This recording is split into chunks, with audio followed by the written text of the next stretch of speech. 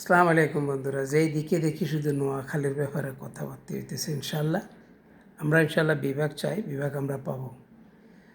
বাকি রইল কথা এই যে কুমিল্লার কত মানুষদের নোয়াখালীতে ব্যবসা করে চলে যার, সব কিছু ফেরিওয়ালা ক, এরিওয়ালা ক, তরকারিওয়ালা ক, মাছওয়ালা ক, তারপর ফল ফ্রুটওয়ালা ক, সিঙ্গা দেওয়া মিঙ্গা দেওয়া, এগুলো সব কিছু হেরাই কুমিল্লার থেকে আমাদের বৃহত্তর নোয়াখালীতে ব্যবসা করতেছে। আমরা তো কখনো কিছু বলি নেই কাউকে। নোয়াখালীর কোন মানুষ গেছে কুমিল্লাতে ব্যবসা করার জন্য?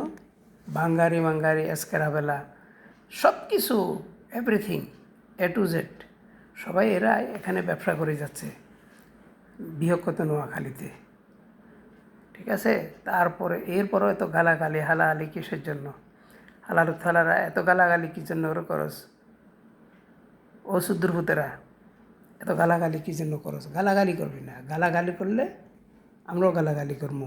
হেডমারানির উত্তগল গালাগালি করে চা হেডমারানির মাইয়া দু আছে হেডমারানির জিও গল, এগুলো দেখলাম তো গালাগালি করে। গালাগালি করবি না, তোরাই তো এইদিকে সব কিছু করতেছস বৃহত্তর নোয়াখালী। কি লাগে? আমরা হলাম ধনী জেলা, ওরা বাংলাদেশের মধ্যে আমরা হলাম ধনী জেলা, এই জন্য তোরা এনে ব্যবসা করস, সব কিছু করে নিতেছস। বাকি কথাগুলো তো বললামই না। তরকারি এনে বেছে, তরকারি এনে নোয়াখালীতে বেছে, তাদের এলাকাতে কোনো কাজকর্ম কিছুই নেই। এরপরও কত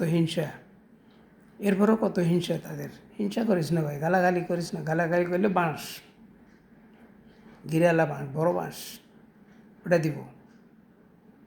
আর টিফুকো, এই টিফুতে দেখা যাচ্ছে না। হ্যাঁ, টিফুকো হেডমারানির হুত।